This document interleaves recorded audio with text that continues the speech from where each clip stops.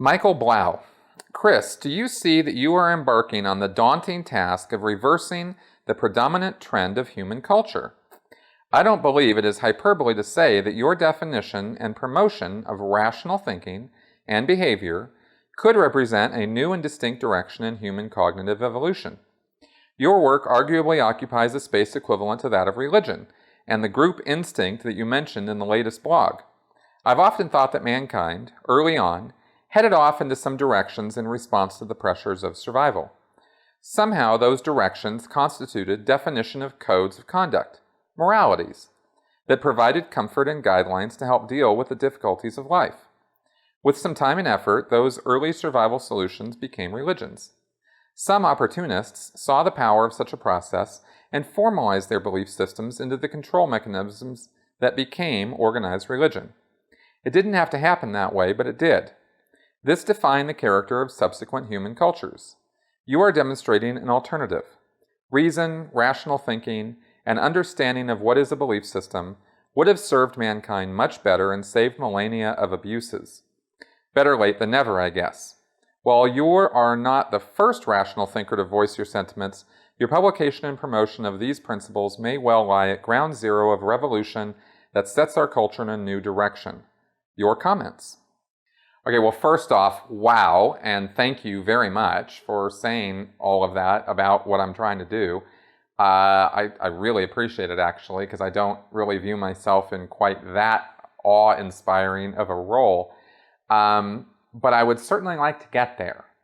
And if I can get my channel and my words and thoughts and you know, the videos and whatnot that I'm producing, if I can move things in a direction where the world becomes a bit more reasonable and rational as a result of what I'm doing, wow, mission accomplished, you know. I'm not, I agree somewhat with what you said about religion, where religion comes from. I think it's a big question, it's a big topic. There's no single source of religion. There's a multitude of reasons why we have it. And I don't think that it's an outmoded concept, particularly in modern times, but I think it's moving in that direction as we learn more about the physical universe and ourselves and our relationship with the universe and all of that. But we got a long way to go before we're going to be past our primitive urges and needs for, you know, an almost instinctive need for spiritual beliefs, right? Because the vast majority of people do have that. You can rail against it and not agree with it and that sort of thing, but it's kind of there, you know. And we got a lot of work to do before we're going to be rational creatures enough to overcome those urges that we have, because they're strong, you know. And a lot of, you know, and some people need that for their morality and for rules and guidelines for their life and that sort of thing.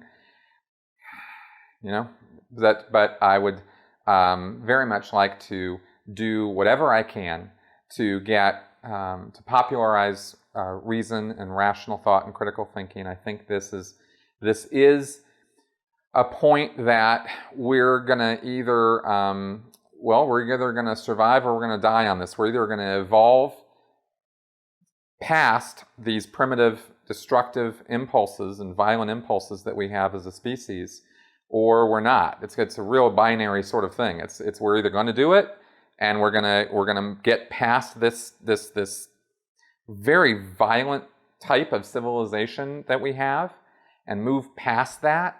And really get to a place where we can live and work together with tolerance and understanding for each other. And we're either going to get there or we're going to kill each other. And then we're going to go the path of the dinosaurs. We're just going to be another blot on the Earth's memory. And then something else will evolve and they'll go for it. You know, nature will go for it again. And that's about how much importance we have right now. We have a potential as a species of near infinite expansion and capability into this whole universe, I think. This is why I love Star Trek.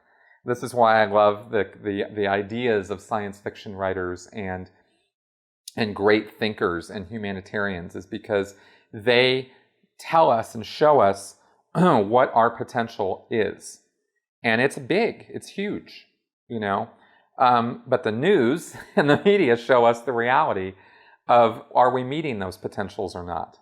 You know, not all news, of course, but I mean, you get the contrast I'm making. And I really hope that we can overcome our violent urges and our violent tendencies.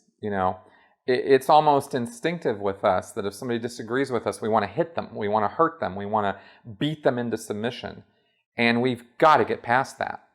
We really do. Because if we don't, we're not going to make it. And all the other, all that talk about potentials and whatnot will be just so much wasted hot air, and we'll be gone. So I think critical thinking and reason and learning about skepticism and learning how to have a skeptical attitude about things, I think those all help move us in that direction of tolerance and compassion and understanding and respect.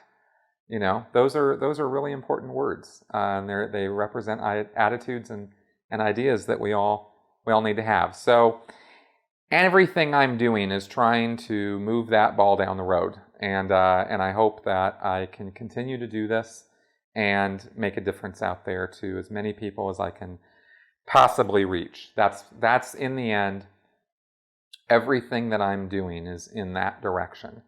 And all the Scientology stuff that I talk about is really just a beginning to getting on a much broader road that I want to be on, and so I hope that I'm moving in that direction.